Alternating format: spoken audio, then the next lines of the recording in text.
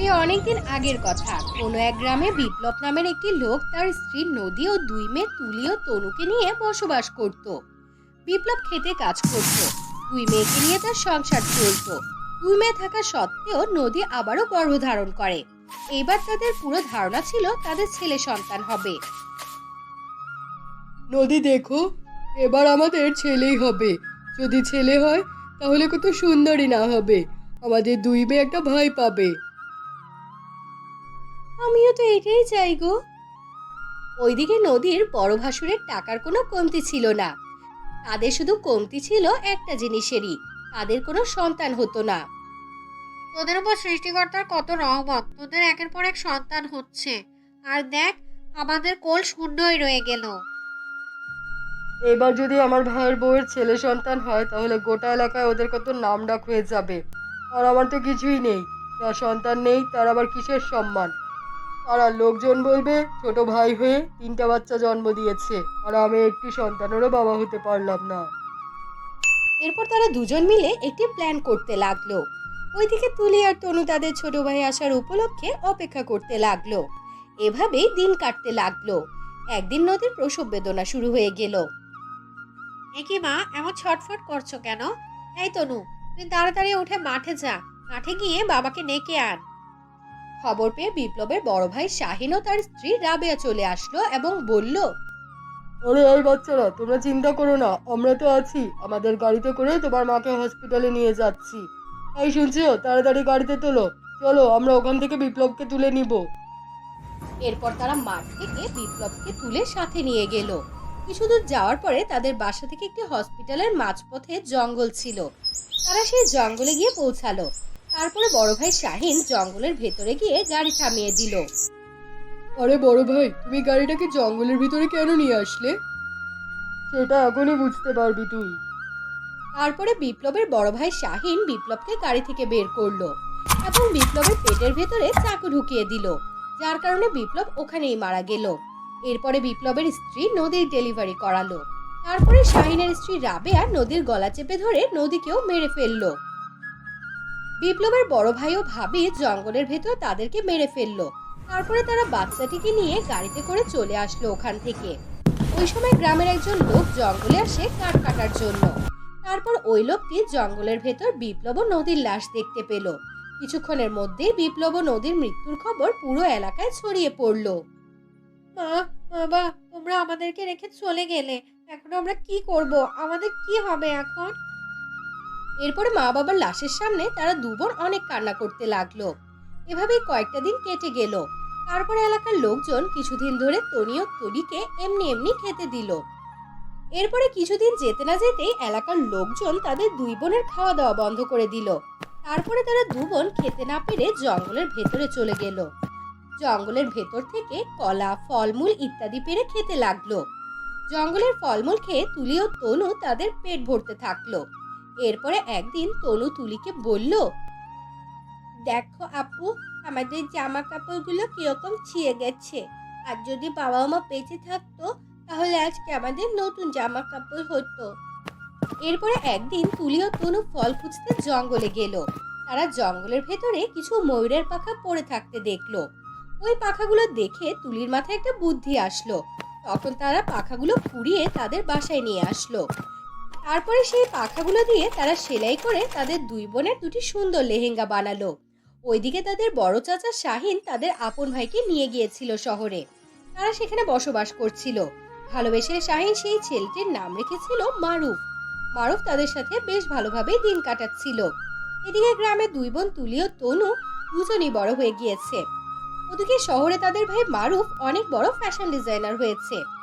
এদিকে তুলি ও তনু অনেক গরিব ছিল। তাই ভেবে তুলি তনুকে বলল, তনু, এভাবে দিন চলা আমাদের জন্য অনেক কষ্ট। তাই চল আমরা শহরে চলে যাই। শহরে গিয়ে আমরা কোনো কাজ খুঁজে নিব। ঠিক আছে আপু, তাহলে তো আমাদের এই জন্য ময়ূরের পাখা খুঁজে এনে নতুন করে লেহেঙ্গা বানাতে হবে। শুনেছি শহরে নাকি সবাই অনেক সুন্দর সুন্দর কাপড় পরে থাকে। তারা দুই বোন আবারও চলে গেল জঙ্গলে ময়ূরের পাখা খুঁজে আনার জন্য। কিন্তু এবার তারা দুই বোন কোনো পাখা খুঁজে পেল না। এই জন্য দুই বোন অনেক পেরেশান হয়ে গেল। তখন তারা মন খারাপ করে একটি গাছের নিচে চুপচাপ বসেছিল। তারপর তনু তুলিকে বলল, এ কি আপু, আমরা তো আজকে কোথাও ময়ূরের পাখা দেখছি না, এখন আমরা কি করব? হ্যাঁ ছোট, তুই ঠিক বলেছিস। এখন আমরা কি করে শহরে যাব? আমাদের কাছে তো কোনো ভালো জামা কাপড়ও নেই। আমরা এখন কি পরে শহরে যাব, কিছুই তো বুঝতে পারছি না। ঠিক তখন তাদের সামনে একটা পরী উপস্থিত হলো। পরী দেখে তারা দু বোন অনেক অবাক হলো এবং ভয়ও পেল। কিন্তু পরী তাদেরকে বলল, আরে তোমরা আমাকে দেখে ভয় পাচ্ছ কেন? ভয় পাওয়ার কোনো দরকার নেই। আমি হলাম পরী, আমার নাম হচ্ছে পরীমণি। আমি শুধু তোমাদের কাছে এসেছি তোমাদের সাহায্য করার জন্য। ওই যে এর আগে যখন ময়ূরের পাখাগুলো পড়েছিল, ওগুলো আসলে আমার পাখা ছিল। কিন্তু আজকে ইচ্ছে করে আমি ওখানে ময়ূরের পাখা রাখিনি, কারণ আমি জানতে চাই তোমাদের ঘটনাটা কি হয়েছে তোমাদের সাথে। কেনই বা তোমরা ময়ূরের পাখা নিয়ে যাও? আর তোমরা দুজন এতটা পেরেশান কেন থাকো? কি আর বলবো পরিমণি, দুঃখের কথা, আমাদের মা বাবা কেউ নেই। আমি যখন অনেক ছোট ছিলাম তখন তারা দুজনেই মারা গিয়েছে। কেউ আমার মা বাবাকে হত্যা করেছে, কিন্তু আমরা কিছুই জানি না সে হত্যাকারী কে। তারপর আমাদের আর কেউ নেই। তারপর থেকে আমি জঙ্গলে এসে ফলমূল খাই, কিন্তু এভাবে আর কতদিন চলবে? তাই আমরা দুজন মিলে শহরে যাচ্ছি কিছু টাকা ইনকাম করার জন্য।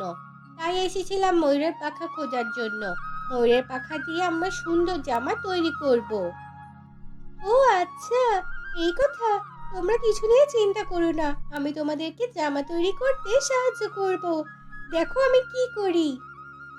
এরপরে পরিমণি সেখানে জাদুর লাঠি ঘোরালো এবং সেখানে দুইটা সুন্দর জাদুর লেহেঙ্গা তৈরি হয়ে গেল। তারপরে পরিমণি তাদের দুই বোনকে বলল, এই নাও তোমাদের দুই বোনের জন্য দুইটি জাদুর লেহেঙ্গা। তোমরা সবসময় সত্যি কথাটা বলবে এবং দুই বোনের ইচ্ছাও পূরণ করবে। যাও তাহলে এখন বাসায় যাও, তোমাদের আর চিন্তা করার কোনো প্রয়োজন নেই। এরপরে পরিমণির কাছ থেকে এই জাদু লেহেঙ্গা পেয়ে তারা দুজন অনেক খুশি হলো এবং পরিমণিকে ধন্যবাদ জানিয়ে তারা বাসায় চলে গেল। দুই বোন জাদু লেহেঙ্গাটি বাসায় এসে পরে দেখলো। এরপর শহরে যাওয়ার আগের দিন রাতে তুলি একটি স্বপ্নে দেখলো। সেই স্বপ্নে তুলির মা এসে বলল, আমি তোমাদের একটা কথা বলার জন্য এসেছি। তোমার ভাই জীবিত আছে, শহরে তোমার বড় চাচা এবং তোমার চাচির সঙ্গে থাকে। আর তোমার বড় চাচা চাচি মিলে আমাদের দুজনকে খুন করেছে। এরপর আমাদেরকে জঙ্গলে রেখে তোমার ভাইকে নিয়ে শহরে পালিয়ে গিয়েছে। এভাবে জাদুর লেহেঙ্গা তুলিকে স্বপ্নের মাধ্যমে সব সত্যি প্রকাশ করে দিল, যাতে করে তুলি শহরে গিয়ে তার ভাইকে খুঁজে পায়।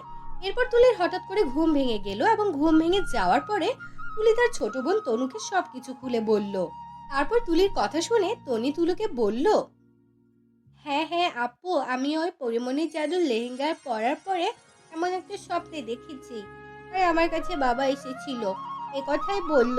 যেটা তুমি আমাকে এখন বললে তার মানে তো এই হয় যে আমাদের ভাই এখনো বেঁচে আছে আর সে এখন শহরে আছে। এরপরে তুলি ও তনু মিলে শহরে চলে গেল এবং অনেক খোঁজাখুঁজি করার পরে তারা তাদের ভাইকে খুঁজে পেল না। তারপর তারা জাদুর লেহেঙ্গার কাছে সাহায্য চাইলো এবং জাদুর লেহেঙ্গাকে বলল, হে জাদুর লেহেঙ্গা, তুমি আমাদেরকে সাহায্য করো। আমরা আমার ভাইকে খুঁজে পাচ্ছি না, তুমি আমার ভাইকে খুঁজে বের করে দাও। তারপর জাদুর লেহেঙ্গা তাদের কাছ থেকে এই কথা শোনার পরে তাদের ভাইকে খুঁজে বের করে দিল। তারপর তারা দুই বোন তুলি ও তনু ভাইকে দেখতে পেয়ে সব কথা খুলে বলল। তারপর তাদের ভাই সবকিছু বুঝতে পেরে তার চাচা চাচিকে রেখে তাদের দুই বোনকে নিয়ে থাকতে শুরু করলো। এভাবেই বাকি দিনগুলো তারা তিন ভাই বোন মিলে হাসি খুশিতে পার করে দিল।